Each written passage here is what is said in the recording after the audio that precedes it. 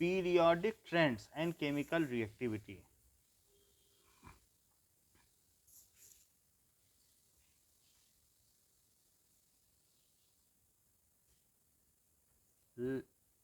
आपके यहाँ लाइट आ रही है? अच्छा ठीक है। तो we have observed that periodic trends in certain fundamental properties. periodic trend तो हमने एटॉमिक रेडियस, आयनिक रेडियस, ये सारी चीज़ें देखी हैं, बट हमें तो केमिकल प्रॉपर्टीज़ के बारे में भी देखना है, ठीक है। So it is all the chemical and physical properties are the manifestation of outer electronic configuration. ये किसकी वजह से हैं? जितनी similarities आ रही हैं. So all the trends, चाहे जो भी trends आ रहे हों on of physical and chemical properties, physical properties and chemical properties,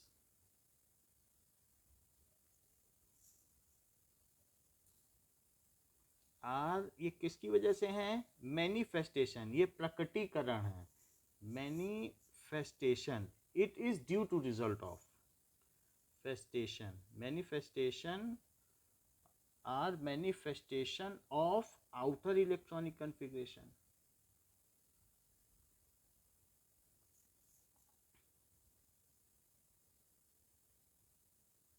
ये बात है। Now atomic and ionic radii we know are generally decrease, ये सारी चीज़ें हमने देख ली हैं कि एटॉमिक रेडियस हो चाहे आयनिक रेडियस हो, ये आगे चलने पे क्या होता है? घटता है, और इधर चलने पे क्या होता है? बढ़ता है। अब एक समरी हो रही है, अब इससे ज़्यादा नहीं हो रहा है, इधर बढ़ता है और इधर बढ़ता है, और वेक्टर्स के हिसाब से देखो तो किधर बढ़ेगा? Triangular law of vector addition, इधर बढ़ेगा कि नहीं? तो एटॉमिक रेडियस का ऐसा ट्रेंड है, और किसका ट्रेंड है? आयनिक रेडियस का कोई ट्रेंड नहीं है, क्योंकि आयनिक रेडियस में मेटल के तो आप कैटायन लेते हो और नॉन मेटल के क्या लेते हो? एनायन। तो कभी ट्रेंड बन पाएगा? क्योंकि एनायन का तो बड़ा हो जाएगा रेडियस, और कैटायन का तो आयनिक रेडियस सिर्फ इतना बताया जाता है कि ionic radius is, cationic radius is lesser than parent atom and anionic radius is greater than parent atom. बोलो बात सही है? जैसा हमने क्लोराइड आयन और सोडियम आयन के केस में दिखाया। बोलो, रिपीट करो इस सेंटेंस को।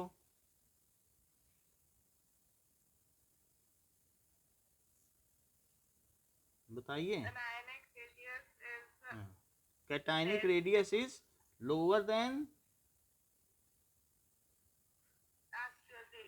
पेरेंट एटम ना, और एनायनिक रेडियस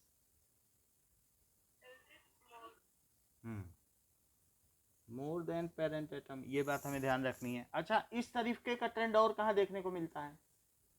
ये तो एटॉमिक रेडाई हुई, और ऐसा ट्रेंड और किसमें है?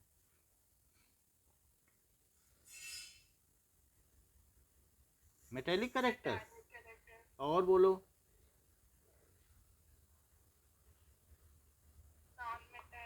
नॉन मेटेलिक तो इधर नहीं होता है ना, नॉन मेटेलिक तो नीचे वाले में होगा, कि इधर नॉन मेटेलिक करेक्टर बढ़ता है और ऊपर बढ़ता है। नॉन मेटेलिक करेक्टर में तो फ्लोरीन सबसे ज़्यादा है, यहाँ लिखो नॉन मेटेलिक करेक्टर। और बोलो। आयोनाइजेशन एंथैल्पी कहाँ लिखें, ऊपर कि नीचे?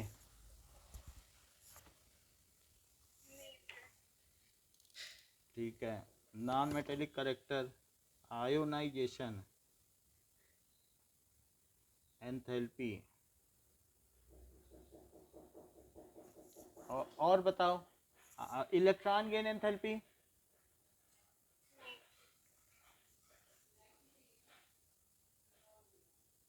Gain enthalpy.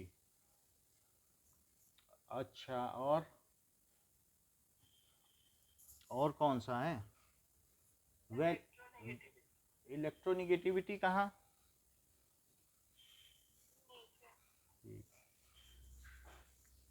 कभी कभी क्या है ना, बच्चों पे थोड़ी सख्ती करनी पड़ती है, तो उन्हें एक अच्छा सोशल पर्सन भी बनाना हमारी जिम्मेदारी है, इसलिए हम बोलते हैं। आपको समझ में आई बात कि नहीं?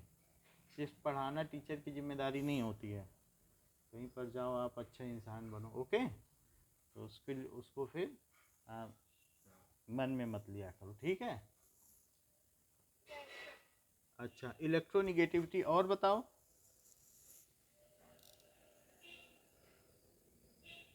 और कौन सा है? इलेक्ट्रोनिगेटिविटी यही थे। वैलेंसी किधर बढ़ती है?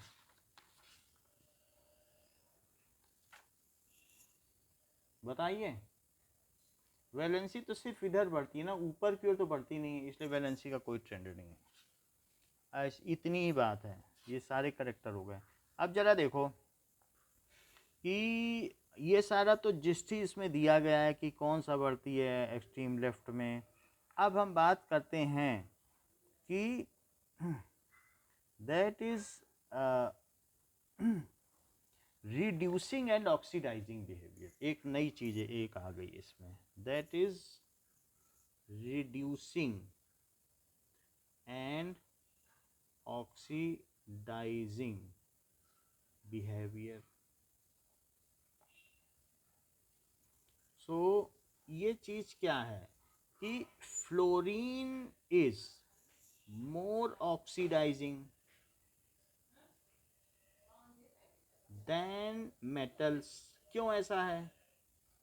As it takes electron from the atom it is combining and increases its oxidation number। और उसके ऑक्सीडेशन नंबर को ये क्या करता है? बढ़ा देता है। तो अगर ऑक्सीडेशन नंबर को बढ़ा दे तो क्या इसे ऑक्सीडाइजिंग एजेंट कहा जाएगा? The elements which increase oxidation number of other element, जैसे फ्लोरीन ने अगर H से रिएक्शन की तो H2 का ऑक्सीडेशन नंबर न्यूट्रल स्टेट में क्या है और F2 का क्या है, और अगर मिल गए तो 2HF। अब H का कितना हुआ? अब H का कितना हुआ?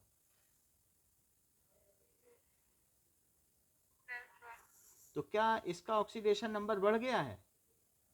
और इसका -1, तो इसका तो बढ़ गया। Increase in oxidation number, increase in oxidation number, so it is oxidised. ये क्या है बताइए?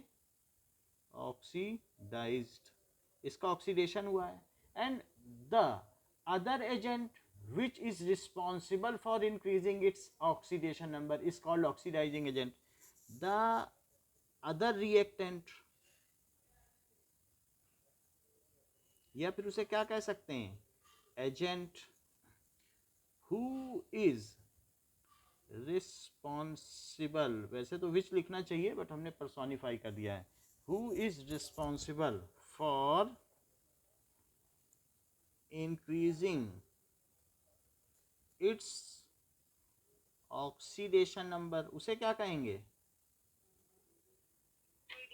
अरे उसका ऑक्सीडेशन कर रहा है तो कह रही रिड्यूसिंग एजेंट। हाइड्रोजन का ऑक्सीडेशन नहीं कर रहा। तो ऑक्सीजन क्या करता है? क्या किसी को ऑक्सीडाइज करता है?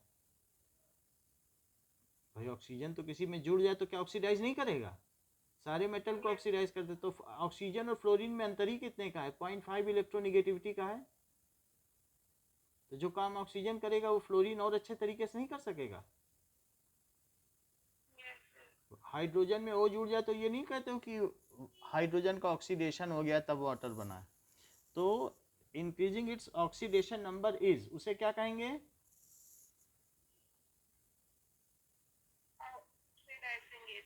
Oxidising agent. तो फिर फ्लोरीन क्या हुआ? Fluorine is best oxidising agent. डाइजिंग एजेंट क्यों है? तो it is due to its high electronegativity, high electronegativity, smaller atomic radius. तो ये खींच लेता है किसी से, और स्क्रीनिंग इफेक्ट भी 2 ही इलेक्ट्रॉनों का है और उसको अपने पास रख भी लेता है। स्मॉलर एटॉमिक रेडियस है,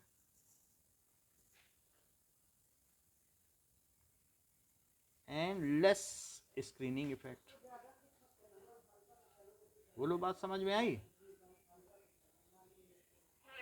तो इस वजह से ये बेस्ट ऑक्सीडाइजिंग एजेंट है, क्योंकि ये इलेक्ट्रॉन खींच लेता है, और अगर किसी से इलेक्ट्रॉन ले लिया जाए तो क्या उसका ऑक्सीडेशन नंबर बढ़ जाएगा? बताओ, बढ़ जाएगा। तो इसलिए ये जिससे भी करेगा, मान लीजिए अगर हम ये कह दें कि ऑक्सीजन और प्लस फ्लोरीन है, तो इससे OF2 बनेगा, तो 2 प्लस और माइनस, ऑक्सीजन को भी इसने ऑक्सीडाइज कर दिया। इवन इट कैन ऑक्सीडाइज, यहाँ 0 था ऑक्सीडेशन नंबर, और क्या ऑक्सीडेशन नंबर बढ़ गया? So increase in oxidation number. तो क्या चीज ऑक्सीडाइज हुई है? So oxygen is oxidised. और किसने ऑक्सीडाइज किया है? Fluorine is responsible for it.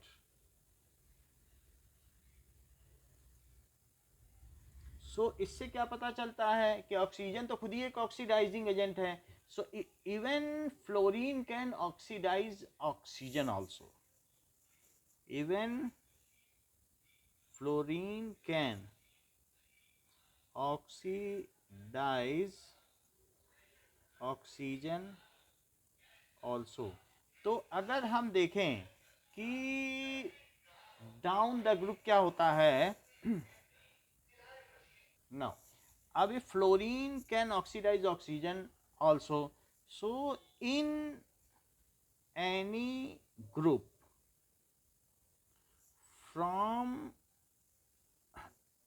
Top to bottom atomic radius बढ़ता है क्या?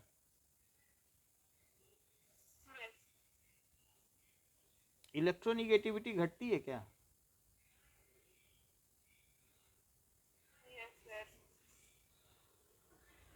ये सारी चीज होती है। और इसके अलावा इलेक्ट्रोनिगेटिविटी घट रही है, एटॉमिक रेडियस, और जेट इफेक्टिव भी डिक्रीज हो रहा है।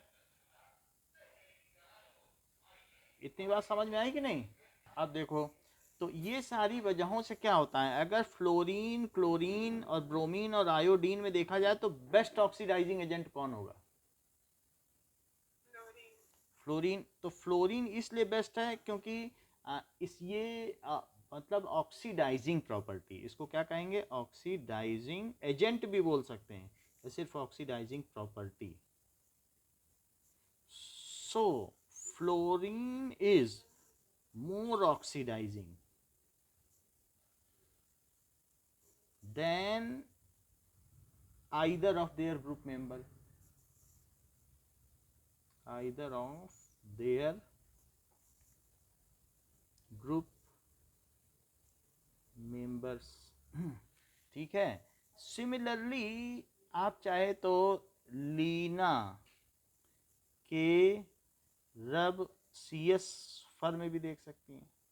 तो इसकी इलेक्ट्रोनिगेटिविटी 1 की होती है, इसकी 0.9, 0.8, 0.8, 0.7, 0.7।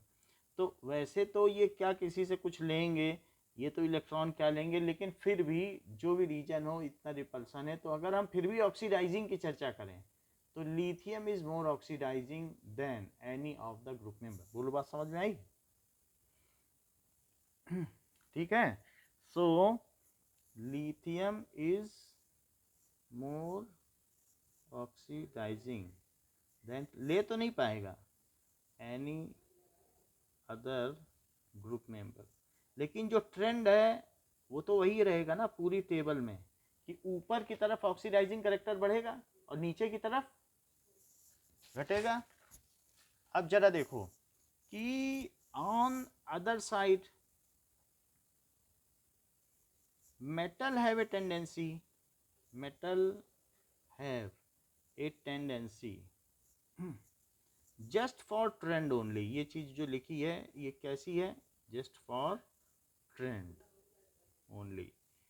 ये नहीं है कि ये करते ही हैं ऑक्सीडाइज, ऐसा कुछ भी नहीं है। On other side metal have a tendency to donate electron, वो इलेक्ट्रॉन डोनेट कर देते हैं, एंड द उसके साथ कोई भी जो होगा द अदर रिएक्शन कोऑर्डिनेट, उसके साथ कोई ना कोई तो होगा ना रिएक्शन कोऑर्डिनेट जो उसके सहयोगी है, have to receive that electron,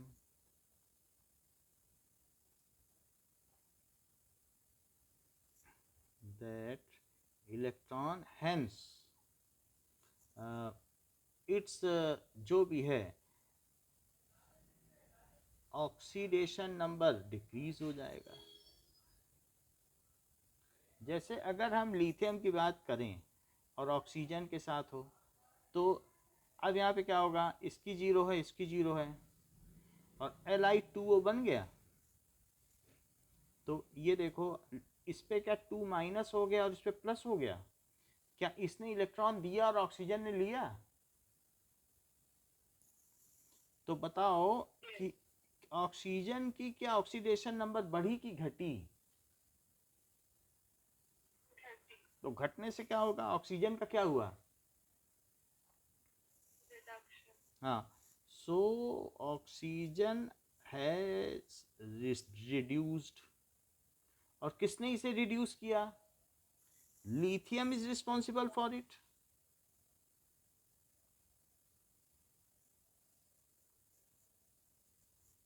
तो लिथियम जो कभी भी दूसरे को रिड्यूस करेगा, क्या उसे खुद ऑक्सीडाइज होना पड़ेगा?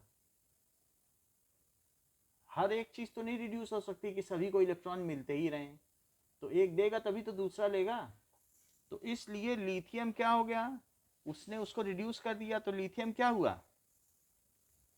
Lithium is reducing agent. बोलो बात समझ में आ गई? As it easily donates electrons, ये क्यों हो रहा है? It can easily donate electron. अच्छा, अगर मैं लिकबा ये लीना केरप CH4 की बात करूं तो क्या होगा बताओ?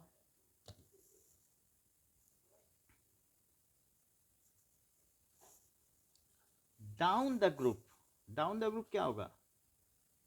Down the group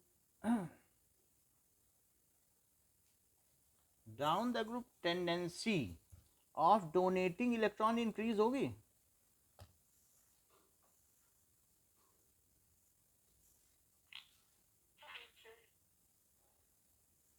increases, hence they can more powerfully reduce other. जिसको इलेक्ट्रॉन देंगे क्या उसे रिड्यूस नहीं कर देंगे, उसका ऑक्सीडेशन नंबर घटा नहीं देंगे?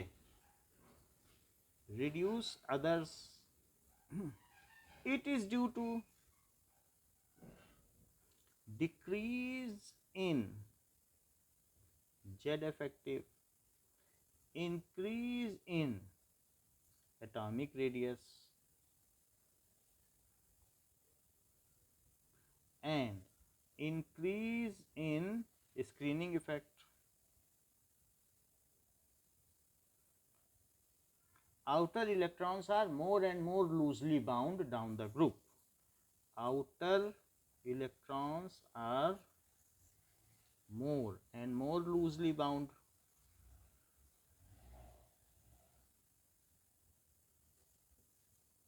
down the group, and it facilitates their removal. इसी वजह से उनका रिमूवल हो जाएगा, and can easily be removed. So इसलिए क्या कहा जा सकता है कि जो रिड्यूसिंग करेक्टर है वो नीचे की ओर बढ़ेगा कि घटेगा?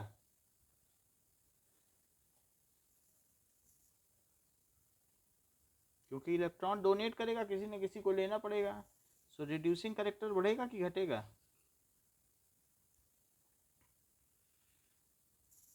सो बोलिए, ध्यान ना समझ में आए तो पूछ लो। Character down the group increases. अब ये जरा देखो कि मान लो फ्लोरीन है, फ्लोरीन, ब्रोमीन और आयोडीन, इसमें कौन ज़्यादा रिड्यूसिंग है?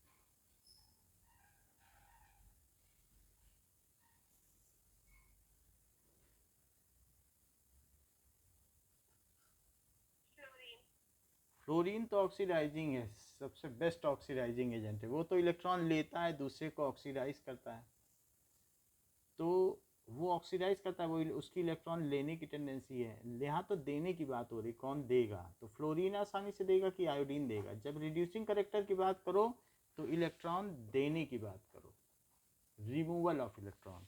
यानी अगर मैं ये बात करूँ कि लिथियम और उसमें से इलेक्ट्रॉन अलग हो जाए तो ये इसकी रिड्यूसिंग करेक्टर है, रिड्यूसिंग प्रॉपर्टी, क्योंकि वो इलेक्ट्रॉन कोई ना कोई ले लेगा। फ्लोरीन की इलेक्ट्रॉन लेने की क्षमता है, तो ये उसकी कैसी प्रॉपर्टी है? Oxidising property. तो जो अभी मैं पूछ रहा हूँ रिड्यूसिंग प्रॉपर्टी, कौन आसानी से इलेक्ट्रॉन दे देगा इन सब में, उसकी बात करो।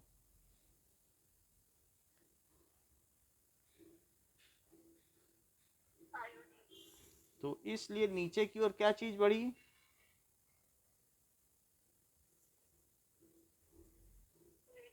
और ऊपर की ओर क्या बढ़ी?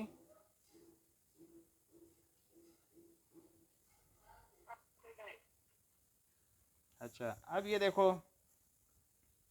लिक बा सर ना का मग अल मन जन कर फी कड Fe2+ कड को नी सन भ कु आई तो फे ह गाग बरतो पट कल ऑफ, ये सारे हैं। तो इन सब में अगर देखा जाए, पूरा सीरियली लिखना चाहिए। ये लिथियम क्या है? क्या ये मोस्ट रिड्यूसिंग है कि मोस्ट ऑक्सीडाइजिंग?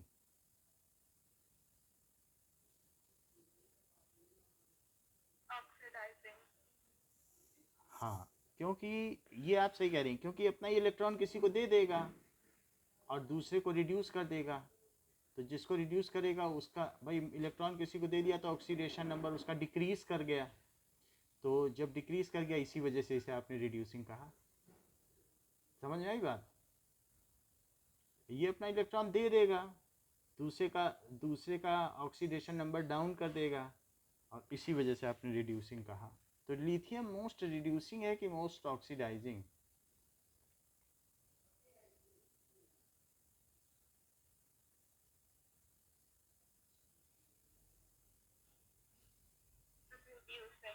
क्योंकि फ्लोरीन को ऑक्सीजन ही समझिए, फ्लोरीन ऑक्सीजन से बेहतर है हर मामले में। तो फ्लोरीन क्या है? ये ऑक्सीडाइजिंग एजेंट है कि रिड्यूसिंग एजेंट?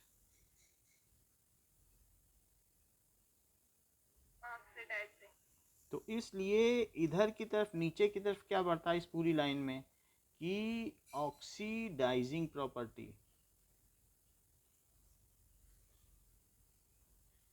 और ये कैसी प्रॉपर्टी है? क्या रिड्यूसिंग प्रॉपर्टी है?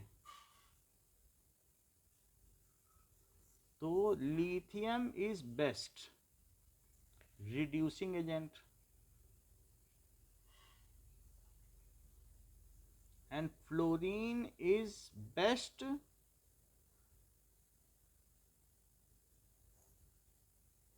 समझ में आई बात कि नहीं? क्योंकि ये किसी से इलेक्ट्रॉन ले लेगा, तो जिससे इलेक्ट्रॉन लेगा तो क्या वो पॉजिटिव हो जाएगा फ्लोरीन से जो रिएक्ट करेगा। क्या ये ऑक्सीजन की ऑक्सीडेशन स्टेट भी पॉजिटिव कर देता है? बोलो। तो फिर ऑक्सीडाइजिंग एजेंट हुआ कि नहीं? तो ये हम लोगों ने एक ट्रेंड देख लिया। अब जरा देखें now, we have seen the trend of reducing and oxidizing character, which is a kind of chemical character. Now next trend is nature of oxides. So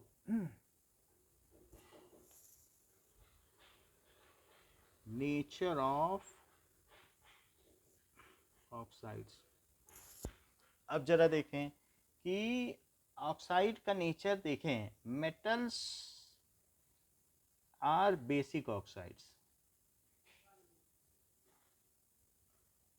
क्योंकि जो मेटल है अगर ये वाटर से रिएक्ट करता है तो ये NaOH बना देगा और हाइड्रोजन रिलीज कर देगा और साथ में हीट रिलीज कर देगा, और उस हीट की वजह से क्या ये हाइड्रोजन कैचेस फायर.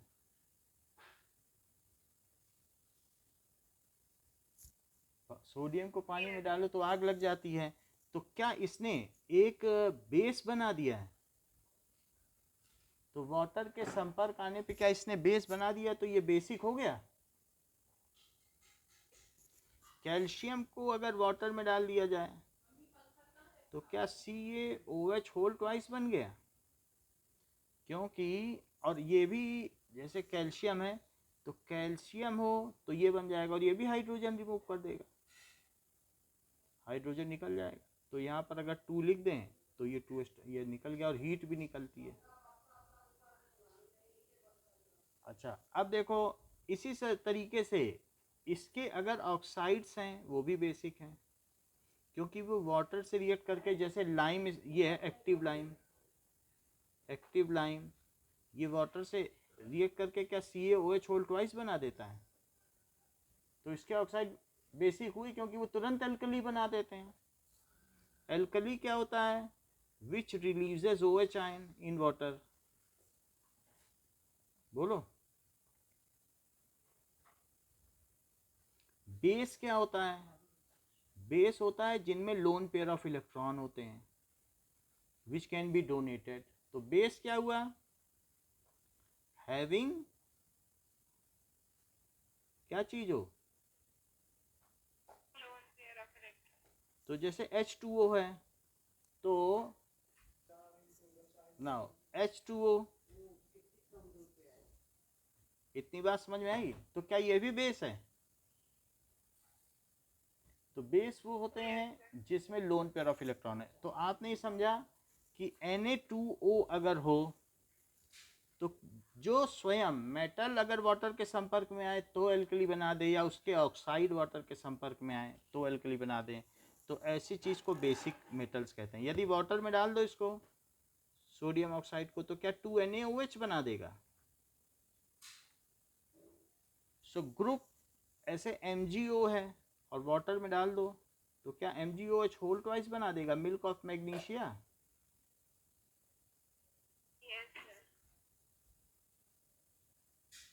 जो एंटासिड है, अब देखो, सो ये group 1 and 2 metal, group 1 and 2 metal on reaction with water form alkali. ये क्या बनाते हैं, एंड रिलीज क्या OH आयन देते हैं. सो दीज आर, इसलिए क्या हुए, इसलिए ये बेसिक हुए कि नहीं ग्रुप, क्योंकि ये मेटल के ऑक्साइड्स बेसिक हैं. So these are basic, metal खुद भी बेसिक हैं. Also their oxides are basic, also their oxides are basic. ऐसा क्यों, एज दे ऑल्सो रिलीज, वो भी क्या करते हैं, OH आयन देते हैं कि नहीं इन वाटर में. सो some basic oxides are,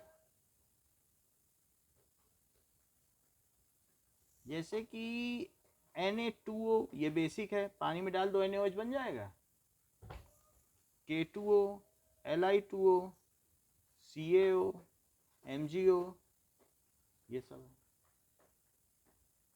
basic हुए, डाल के देख लो, OH बन जाएगा, CaO plus water, COH whole twice बनेगा कि नहीं।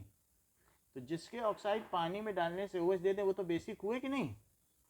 On other hand non metal oxides like CO2, SO2, SO3, ठीक है, और NO2, ये सारे के सारे N2O5, these are acidic in nature। क्यों एसिडिक हैं? As they release H plus ion in water, कि CO2 में अगर पानी डाल दिया तो क्या कार्बोनिक एसिड बन जाएगा, जो पेप्सी में होता है सोडा वाटर। सोडा वाटर अगर इसमें चीनी डाल दो तो पेप्सी बन जाए, फ्लेवर डाल दो तो कभी लिम्का बन जाए, कभी पेप्सी, ऐसा कुछ बन जाता है। अब इसमें और वाटर डालो तो वाटर डालने पे क्या 2H plus plus CO3 2 minus बनेगा, क्या इसने H प्लस रिलीज कर दिया, बताइए। तो as it has released H plus ion, so metal oxide, non-metal oxide release H plus ion in water, so they are क्या हो गए, एसिडिक इन नेचर। जरा SO3 के बारे में देखो, अगर इसमें वाटर डाला तो क्या बना, क्या H2SO4 बन गया, जो कि सल्फ्यूरिक एसिड है। और अगर और इसमें पानी डाल दिया तो क्या 2H प्लस एक्वियस और प्लस सल्फेट आयन एक्वियस बन गया, बोलिए। तो इस तरीके से हमने देखा non metal oxide H plus release करते हैं। अगर SO2 हुआ और उसमें वाटर डाल दिया तो क्या बना, क्या H2SO3 बना, जो कि सल्फ्यूरस एसिड है, बताइए। अच्छा, क्योंकि कम ऑक्सीजन है तो अस एसिड, ज़्यादा है तो इक एसिड। तो इस तरीके से अगर इसमें वाटर डाल दिया जाए तो 2H प्लस और SO3 2 माइनस बन गया, तो ये सल्फाइट आयन है। कैसा है बताइए, सल्फाइट आयन। तो ये भी है। और NO2 में अगर मैं हाइड्रोजन डाल दूँ, ये वाटर डाल दूँ तो क्या बनेगा, क्या HNO3 बन जाएगा। तो इसमें अगर देखेंगे तो HNO3, कुछ ऑक्सीजन भी लगेगा, अदरवाइज सिंपली तो नहीं बनेगा। तो अब यहाँ देखो कि ये 2 लो तो कितने ऑक्सीजन हो गए, 4 और 1 5, और यहाँ पर कितने हैं, 6 हैं, तो हाफ O2 लगा कि नहीं। तो और इसमें वाटर डाल दिया, ये नाइट्रिक एसिड है, नाइट्रिक एसिड, और वाटर डालने पे क्या होगा, क्या इसमें 2H प्लस और 2NO3 माइनस बनेगा, जो कि नाइट्रेट आयन है। और इस तरीके से so we have seen that non metal oxides they release, non metal oxide क्या करते हैं, release H plus ion in water, so these are acidic in nature, बोलिए। Non metal oxide release H plus ion, so these are acidic in nature। इतनी बात हो गई। फिर कुछ और भी चीज़ें हैं, जैसे कि अगर ये बात देखी जाए कि लीबे बखनौफ की बात देखी जाए तो बीच में भी कुछ पढ़ते हैं, या नीना मगालसी की भी बात देखी जा सकती है। तो देखो कि नीना मग आल सी PS कलर, ऐसे। क्लोरीन का भी यही हाल है, यानी अगर हम देखेंगे इस ग्रुप में तो Cl क्या है कि Cl2O7, और अगर इसमें हाइड्रोजन मिला दिया जाए तो हाइड्रोजन मिलाने पे क्या करता है ये वाटर, तो वाटर मिलाने पे 2HCl बना देगा, और साथ में ऑक्सीजन अब इससे हट जाएगा, ऑक्सीजन नहीं रहेगा इसके पास, तो 2HCl बना देगा और 3O2 बना देगा, ठीक है। और एक और भी चीज़ है कि पर क्लोरेट आयन बना देगा, ये अलग तरीके से बनाता है, अगले पेज पे दिया है आपके में।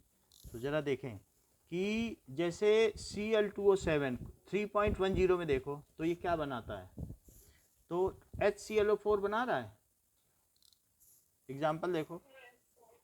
तो इस तरीके से, और अगर इसमें वाटर डाल दिया जाए तो क्या होगा, क्या 2H प्लस और प्लस ClO4 माइनस बन जाएगा, क्योंकि एक H हट गया। तो इसको कहेंगे कि पर क्लोरेट आयन, इसको क्या कहेंगे, पर क्लोरेट आयन। तो इस तरीके से हमने देखा कि चाहे ये डाईक्लोरो हेप्टा ऑक्साइड, डाईक्लोरो हेप्टॉक्साइड, तो ये भी तो दे रहा है कि नहीं दे रहा है। जैसे कि ये तो हमने आपको बात बता दी क्लोरीन की, तो क्लोरीन के केस में बहुत सारी चीज़ें बनती हैं, HOCl भी बनता है, फिर इसके अलावा HClO2 भी बनता है, HClO3 भी बनता है और HClO4 भी बनता है, ये सब बनते हैं।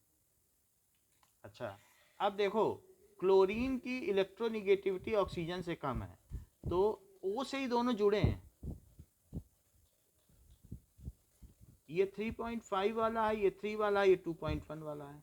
तो अगर हम यहाँ पर क्लोरीन के ऑक्सीडेशन स्टेट देखें तो ये तो अपना काम कर ही लेगा, दोनों से खींच लेगा कि नहीं भाई, ज़्यादा ऑक्सीडेशन स्टेट है, और ये +1 है, इसे देना पड़ेगा।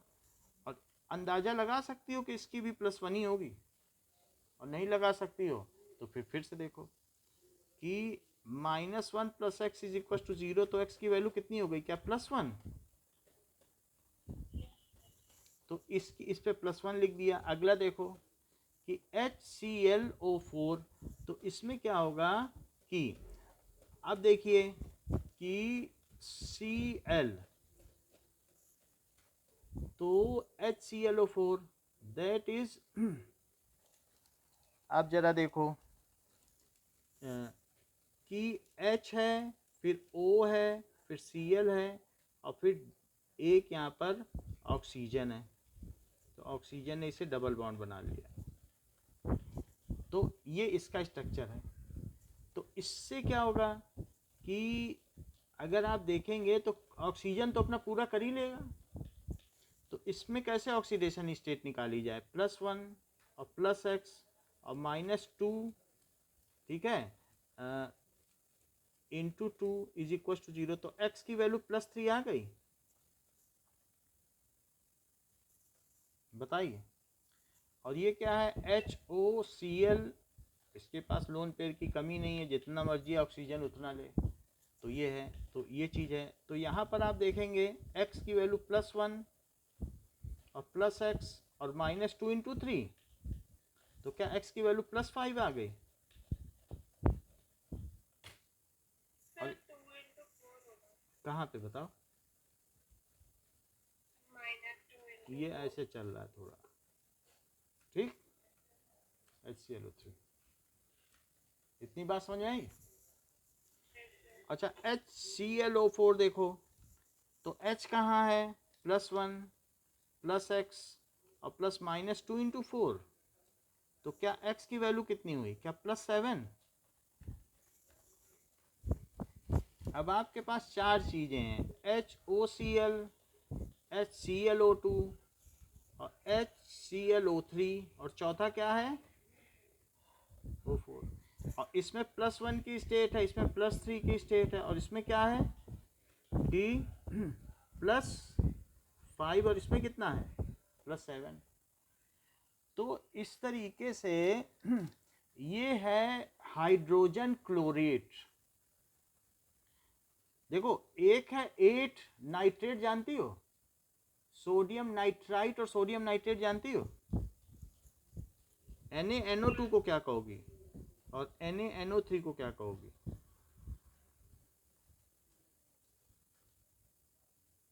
और इसे क्या कहोगी, कम है तो आइट लगाते हैं, बताया है कि नहीं कभी।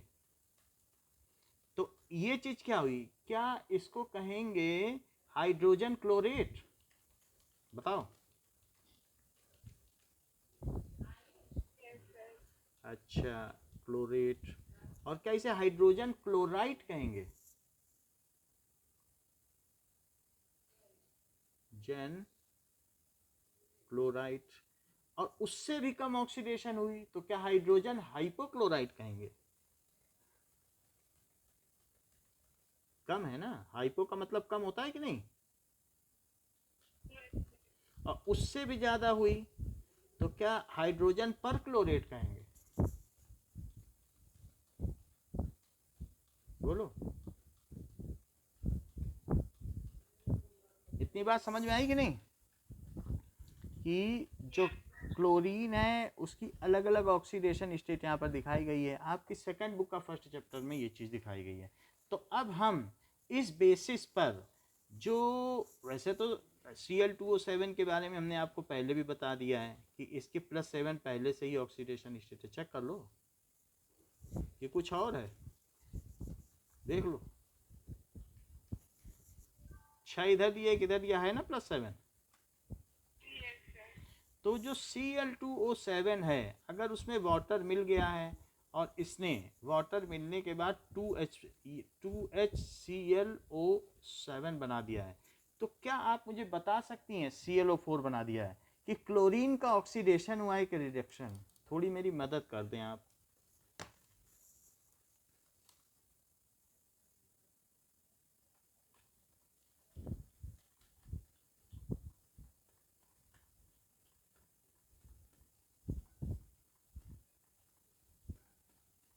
बताओ। HClO4 को अभी हम स्ट्रक्चर भी बना देते हैं आपके लिए, Cl triple bond double bond double bond, ये बना। चलो बोलो क्या हुआ, कुछ बोलो तो आगे बढ़े बात।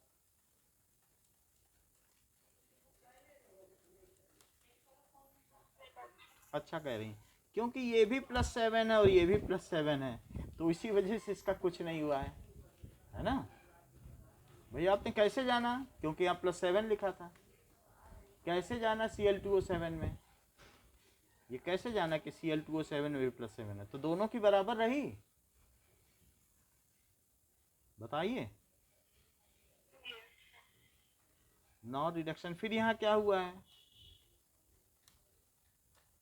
जस्ट हाइड्रोलिसिस हुई है क्या? बोलो। पानी का टूटना हुआ है, only hydrolysis. So non metal के बारे में जहां तक जानकारी है कि वो नॉन मेटल ऑक्साइड्स क्या होते हैं, एसिडिक होते हैं। अच्छा, अभी हमने और एक बात आपसे कही थी, नी ना मग आलसी पी एस कलर, तो क्या सल्फर का भी है? वैसा ही सल्फर का भी है, फॉस्फोरस का भी है। फॉस्फोरस का देख लो, ये देख लिया Cl का, सल्फर का SO2 SO3 देख लिया, इसका देख लिया Cl2O7, इसका Na2O देख लिया, MgO देख लिया, तो ये बेसिक पाए गए कि नहीं। अब फॉस्फोरस का और बता दें, ये एसिडिक ऑक्साइड है तो ऑक्साइड्स ना। अच्छा, फॉस्फोरस का देखो, तो फॉस्फोरस में P2O3 भी है, पीछे भी थोड़े दिन पहले पढ़ा, ज़्यादा पीछे की बात नहीं है, एक चार्ट बना है कि नहीं, P2O3 भी दिया है और P2O5, चाहे तो देख लो, ये पेज में लिखा है कि नहीं। तो P2O3 भी है और P2O5 भी है। अब अगर मान लो इसमें वाटर डाला जाए तो क्या होगा, तो अगर इसमें वाटर डाल दिया जाए फॉस्फोरस में, तो हाइड्रोजन फॉस्फेट या फास्फोरिक एसिड बनता है, तो P2O5 और H2O, so it is H, कई चीज़ें बन सकती हैं, एक तो H3PO4 भी बन सकता है, तो अगर वो चीज़ें बैलेंस की जा सकती हैं, ठीक है, तो कुछ ना कुछ बन ही जाएगा, तो H3PO4 बन जाएगा, ठीक है, और कुछ ऑक्सीजन से हम इसको बैलेंस कर देंगे तो ये बात बन जाएगी, ठीक है, ये चीज़ बन सकता है। या क्या बन सकता है, कभी कभी H3 PO4 बनता है, H3 PO3 भी बनता है, और कभी H3 PO2 भी बनता है, कई चीज़ें बनती हैं। तो ये जो चीज़ें हैं, ये फास्फोरिक एसिड है, ये फास्फोरस एसिड है, ये है hypophosphorous acid as per their oxidation state. तो क्या ये भी एक एसिडिक ऑक्साइड है? बोलो, क्योंकि तभी तो ये बना रहा है। ये इसका क्या नाम बताया, फॉस्फोरिक एसिड है कि नहीं? और इसी फॉस्फोरिक एसिड में अगर और पानी डाल दिया जाए तो क्या फास्फेट आयन बन जाए?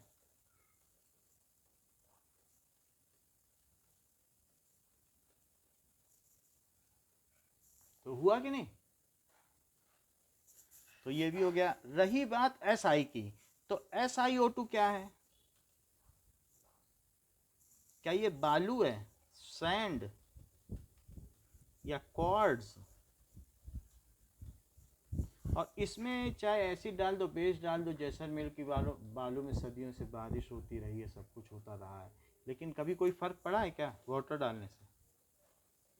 बल्कि घुलती मिलती भी नहीं, कोई रिएक्शन नहीं होती। तो ये कैसा SiO2 क्या न्यूट्रल है? तो ये कैसा ऑक्साइड हुआ? क्योंकि रिएक्ट ही नहीं कर रहा, तो ये न्यूट्रल ऑक्साइड हुआ। अदर न्यूट्रल ऑक्साइड्स क्या हैं?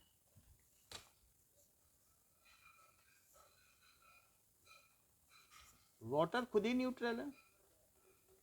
इसके अलावा N2O, NO, CO, carbon monoxide, these are neutral.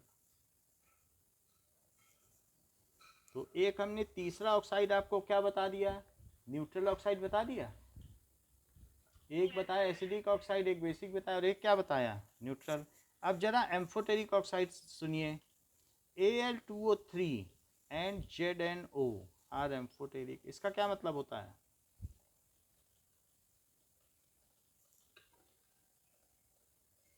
as they react with acid as base and with base as acid। यानी अगर मैं Al2O3 में HCl डाल दूं और Al2O3 में NaOH भी डाल दूं, तो दोनों चीज़ डाला जा सकता है। ये मैंने एसिड डाला तो ये बेस की तरह रिएक्ट कर रहा है, तो इसने क्या बना लिया है, AlCl3 बना दिया। और क्या वाटर निकल गया, तो क्या ये न्यूट्रलाइजेशन रिएक्शन की तरह काम कर रहा है, सॉल्ट प्लस वाटर दे रहा है। और ये रिएक्शन कैसी हुई, न्यूट्रलाइजेशन। बोलो। और वहीं अगर बेस डाल दिया तो NaAlO2 बना दिया, sodium Meta aluminate. Meta aluminate 10th में ये सब हम लोग देख चुके हैं, एल्यूमिनेट। तो इस तरीके से हमने देखा कि ये दोनों तरीके से काम कर रहा है। तो NaAlO2, तो यहाँ पर करने के लिए 2 लिख लिया। तो अब देखिए NaAlO2, और क्या बच गया, ऑक्सीजन कितने, 2 हैं, तो 2 ऑक्सीजन अगर इसमें से निकल गए तो अब क्या हुआ ठीक है, प्लस वाटर बन जाएगा। तो H2, 4 ऑक्सीजन है तो 1 वाटर बन गया, फिर भी कुछ ऑक्सीजन बचे तो वो भी निकल जाएंगे। तो दैट इज 3 है, 1 और 3 2 5 और 1 O2। तो आपने क्या देखा कि यहाँ पर भी वही काम हो रहा है। क्या ये एम्फोटेरिक है, ये बेस के साथ एक ऐसी रिएक्शन कर रहा है, क्या एसिड की। और क्या ZnO भी HCl के साथ कुछ ऐसा ही करने वाला है।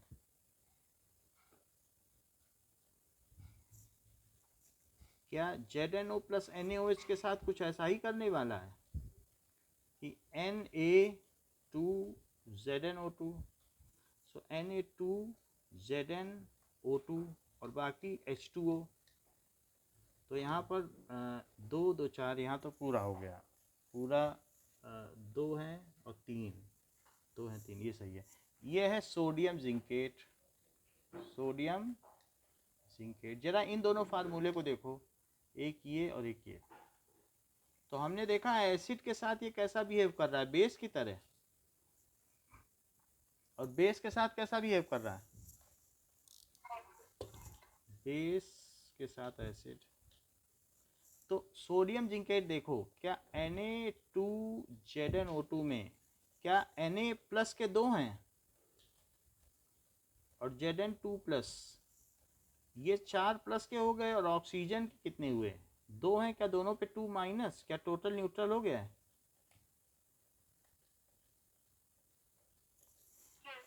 तो NaAlO2 देखो, सोडियम मेटा इल्यूमिनेट, मेटा इसलिए लगाए क्योंकि इसमें 2H2O जो है वो वाटर ऑफ क्रिस्टलाइजेशन होते हैं, जो कि आगे आपको पढ़ाया जाएगा।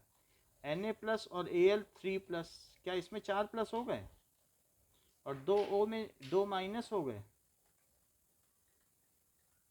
बताइए। तो इस तरीके से हमने देखा कि जो हमारा नेचर ऑफ ऑक्साइड है, आगे जब हम बढ़ते हैं सोडियम से लेकर क्लोरीन तक, तो पहले बेसिक होता है, तो नीना मग आल सी पीएस कलर है, तो ये चीज़ है। तो यहाँ पर आप देख लें नीना, तो सोडियम है, तो सोडियम कैसा है, ये बेसिक, ये amphoteric,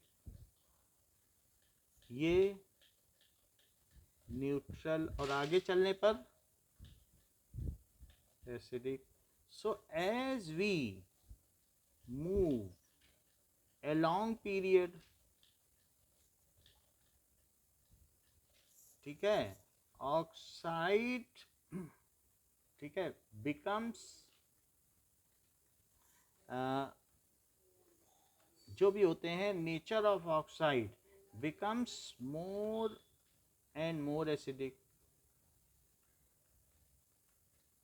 while at left end oxides are basic। बोलो,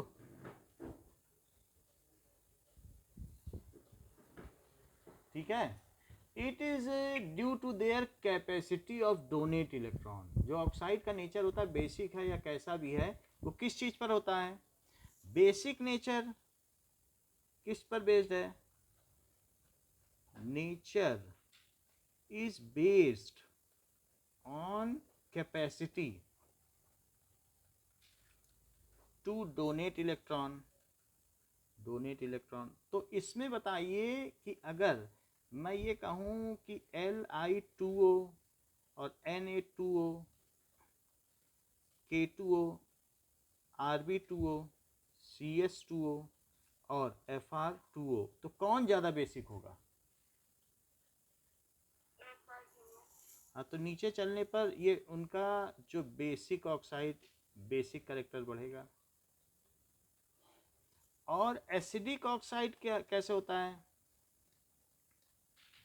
oxide is based on capacity of accepting electron. तो अगर मैं ऐसे बात करूं कि OF2 Cl2O7, ठीक है, Br2O3 बनता है और IO3 बनता है, BrO3 बनता है, मेन तो BrO3 बनता है। तो इसमें बताओ कौन ज़्यादा एसिडिक है,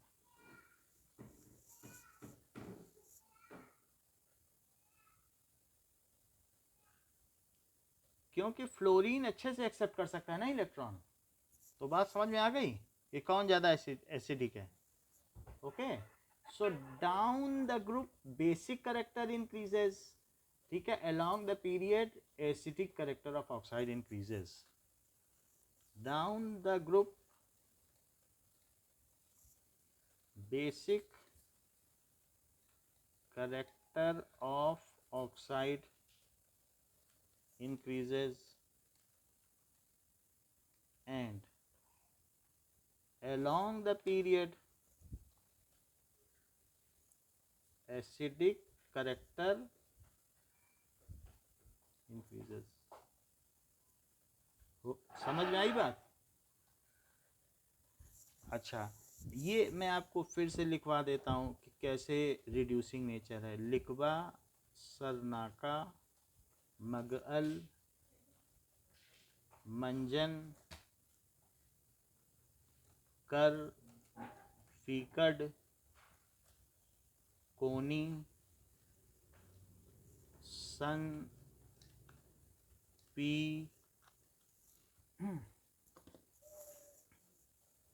भ, कु, आई तो, फेह, गाग, बरतो, पटकल, ऑफ। इतनी बात समझ में आई? लिक बा सर ना का मग अल मन जन कर फी 2 प्लस कड को नी सन पी भ कु आई तो फे ह गाग बर तो पट कल AUF। 2 F ही हैं, एक ये 3+ वाला है। इसके बारे में जो नेक्स्ट बुक का फर्स्ट चैप्टर उसमें बताया जाएगा। ये एक्टिविटी सीरीज है। ओके, तो अभी आगे का थोड़ा सा पोर्शन, इसमें 4-5 लाइन बच रही हैं 3.1, तो वो हम आगे कराएंगे और इसके एक्सरसाइज कराएंगे। तो मैं लाइट जैसे ही आती है मैं रिंग करता हूँ आपको। ओके।